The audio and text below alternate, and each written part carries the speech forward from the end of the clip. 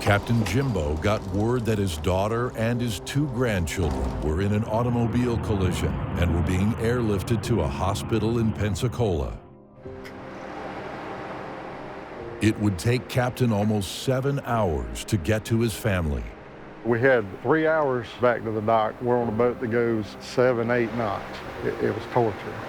Another 2 hours to drive home, and then had 2 hours to Pensacola. And to top it off, we'd been up since 4 o'clock the morning before.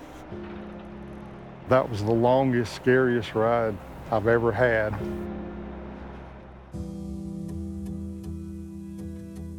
I got there, and my grandson Noah, he was in a coma. And they didn't think he was gonna make it.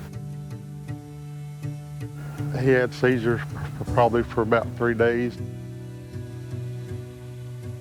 My oldest grandson, JoJo, they had to do surgery on his spleen to stop bleeding before they could transfer him. My daughter's Rebecca, beat up, nothing life-threatening.